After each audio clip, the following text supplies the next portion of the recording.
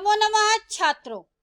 आज विद्यालय से मैं निधि श्रीवास्तव संस्कृत की इस कक्षा में एक बार फिर से आपका स्वागत करती हूँ। छात्रों, आज जिस पाठ की हम चर्चा करने वाले हैं उसका नाम है भ्रांतो बालः। भ्रांतो बाला, उसका संधि विच्छेद करते हैं तो होता है भ्रांता प्लस बाला। भ्रांता मीन्स भ्रमित, जो पद से भटक गया है, और बाला अर्थात बच्चा। तो इस पाठ में ऐसे बालक की स्टोरी है जो अपने मार्ग से, जो अपने उद्देश्य से भटक गया है, और वो सबको क्या कर रहा है, अपने पास बुलाकर कह रहा है कि मेरे साथ खेलो। उसका जीवन का उद्देश्य उसने अपना सिर्फ खेल के लिए बना लिया है और वो अपने पद से भटक गया है, भ्रमित हो गया है। तो छात्रों, उसी स्टोरी को जानने के लिए आइए आज हम देखते हैं क्लास 9 संस्कृत षष्ठा पाठा भ्रांतो बाला का प्रथमा भाग। प्रस्तुत पाठ में छात्रों गद्यांश का हिंदी भाषा में अर्थ, शब्दार्थ, संधि विच्छेद पर हमने प्रकाश डाला हुआ है। छात्रों ध्यान से सुनिएगा। पाठ परिचय पहले पढ़ लीजिए। प्रस्तुत पाठ संस्कृत प्रौढ़ पाठावली नामक ग्रंथ से संपादित कर लिया गया है। यानी छात्रों, ये जो पाठ भ्रांतो बाला का लिया गया है, ये संस्कृत की एक ग्रंथ है, संस्कृत प्रौढ़ पाठावली, वहां से लिया गया है। इस कथा में एक ऐसे बालक का चित्रण है जिसका मन अपनी पढ़ाई की अपेक्षा खेल कूद में लगा रहता है। यहाँ तक कि वह खेलने के लिए पशु पक्षियों तक का आवाहन यानी बुलावा करता है। यानी छात्रों, वो बच्चा जो है, जो हमने आपको बताया कि वो भ्रमित हो गया अपने पद से, अपने उद्देश्य से, तो वो केवल खेलने की दिशा में चल गया है, और जब उसको कोई नहीं मिलता है तो वो पशु पक्षियों को भी आवाहन करता है, यानी बुलाता है अपने साथ खेलने के लिए, किंतु कोई उसके साथ खेलने के लिए तैयार नहीं होता है। इससे वह बहुत निराश होता है, क्योंकि सबको अपना अपना काम है, इसलिए कोई भी उसके साथ नहीं खेलता है और इसलिए वो दुखी हो जाता है। अंततः उसे बोध होता है अर्थात ज्ञात होता है या ज्ञान होता है कि सभी अपने अपने कार्यों में व्यस्त है, यानी सभी अपने कार्यों में लगे हुए हैं, केवल वही बिना किसी काम के इधर से उधर घूमता रहता है। यानी केवल वही एक बच्चा है जिसके पास कोई काम नहीं है, इधर से उधर भटक रहा है। वह निश्चय करता है कि अब व्यर्थ में समय नहीं गवाएगा, छोड़कर अपना कार्य करेगा। तो उसने सबको जब कार्य करते देखा तो उसके मन में भी दृढ़ता आ जाती है, और वह अपने मन में निश्चय करता है कि मैं व्यर्थ में समय नहीं गवाऊंगा, केवल अपना कार्य करूंगा। तो छात्रों, स्टोरी को हम आगे बढ़ाते हुए आज की स्टोरी देखते हैं।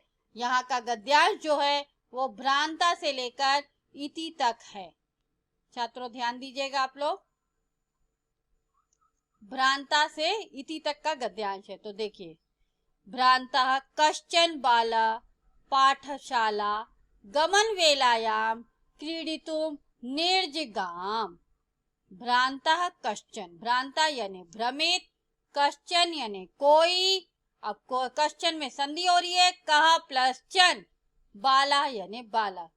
तो भ्रांता और कश्चन दोनों क्या है, बाला के लिए विशेषण है, और बाला जो है वो विशेष्य है।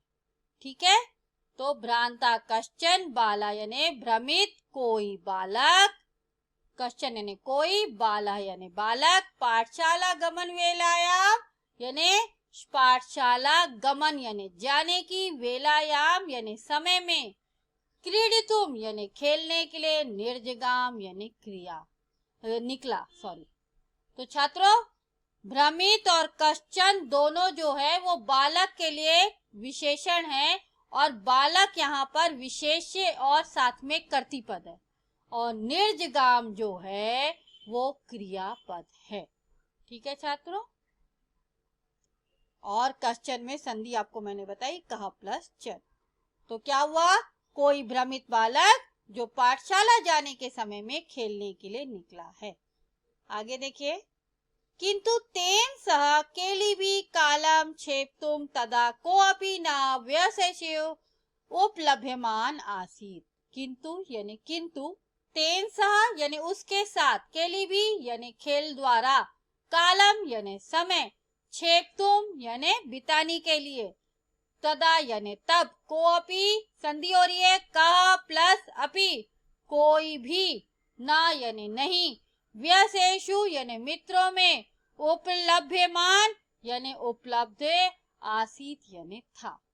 तो किंतु उसके साथ खेल द्वारा समय बिताने के लिए कोई भी मित्रों में से कोई भी उपलब्ध नहीं था। ठीक है, आगे देखिए। यतस्ते सर्वे अपि पूर्वदिन पाठान् स्मृत्वा विद्यालय गमनाय त्वरमाणा बभूवुः। यतस्ते संधि हो रही है यतः प्लस ते, यह प्लस ते, तो यतस्ते यह प्लस ते अर्थात क्योंकि, सर्वे अपि यहाँ भी संधि है सर्वे प्लस अपि, पूर्व दिन पाठान, पूर्व दिन यानी पहले दिन का, पाठान यानी पाठों को, स्मृत्वा यानी याद करके, कत्वा प्रत्यय, स्मृति प्लस कत्वा प्रत्यय, विद्यालय गमना यानी विद्यालय जाने के लिए, त्वरमाणा यानी शीघ्रता, जल्दबाजी, बुभुआ यानी करते थे। तो क्योंकि वे सब, यतस्ते सर्वे अपि पूर्व दिन पाठान स्मृत्वा विद्यालय गमनाय त्वरमाणा बभूवुः, अर्थात क्योंकि वे सब ही पहले दिन के जो पाठ हैं उनको याद करके विद्यालय जाने के लिए शीघ्रता करते हुए थे। अर्थात छात्रों, जो पहले दिन पाठ पढ़ाया गया उसको सबको स्मरण करना है, क्योंकि दूसरे दिन पूछा जाएगा, इसलिए वो सब उसको पढ़ रहे थे। आगे देखिए छात्रों। तंद्रालुर बालो लज्जया तेषां दृष्टिपथमपि परिहन्येकाकी किमप्युद्यानं प्रविवेश। तंद्रालुर बालो लज्जया, संधि हो रही है तंद्रालु प्लस बालः प्लस लज्जया। तो तंद्रालुर बाला लज्जया का मतलब है कि आलसी बालक, लज्जया तंद्रा यानी आलसी, और बालो यानी बालक, लज्जया यानी शर्म से, हया से, तेषाम यानी उनकी, दृष्टिपथम यानी नजरों को भी, परिहन्ने काकी, परिहन्ने काकी यानी बचाते हुए, परिहरन यानी एकाकी यानी बचाता हुआ, निगाह को बचाता हुआ, किम अप्यु यानी किम, यानी किम अप्यु ध्यानम, यहाँ पे संधि हो रही है किम प्लस अपि प्लस उद्यानम। तो एकाकी, परिहरने एकाकी यानी निगाह को बचाता हुआ, एकाकी यानी अकेले, किम यानी किसी, अपि यानी भी, उद्यानम यानी बगीचे में प्रविवेश करता है।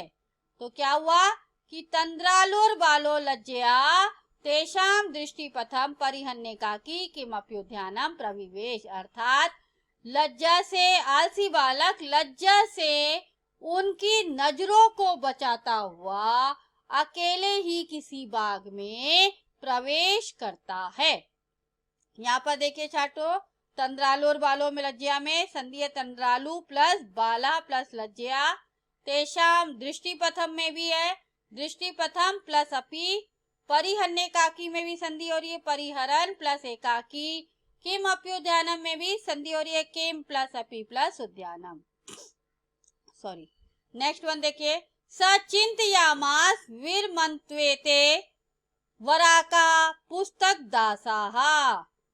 सचिंतयामास यानी वह कौन, वो आलसी बालक, चिंतयामास यानी सोचता हुआ, वीरमन्त्वेते, वीरमन्त्वेते में संधि हो रही है वीरमन्तु प्लस एते, तो एते का मीन्स है ये सब या इनको, वीरमन्तु यानी रोको, वराका यानी बेचारे, पुस्तक दासा यानी पुस्तकों के गुलामों को। तो वह सोचने लगा कि इन बेचारे पुस्तक के गुलामों को रोको। आगे देखिए छात्रों। अहम पुनरात्मानाम विनोदिष्यामि, अहम यानी मैं, पुनरात्मानाम संधि हो रही है पुनः प्लस आत्मानाम, पुनः यानी फिर से, आत्मानाम यानी अपना, विनोद यानी मजाक, हंसी मजाक, मनोरंजन, इष्यामि यानी करूंगा। तो मैं फिर अपना मजाक करूंगा। नेक्स्ट वन देखिए, ननु भूयो द्रक्ष्यामि भूयः द्रक्ष्यामि क्रुद्धस्य उपाध्यस्य मुखम। ननु यानी निश्चय ही, भूयो यानी फिर से, द्रक्ष्यामि यानी देखूंगा, क्रुद्धस्य यानी गुस्से वाले, उपाध्यस्य यानी उपाध्याय यानी गुरु के, मुखम यानी मुख को।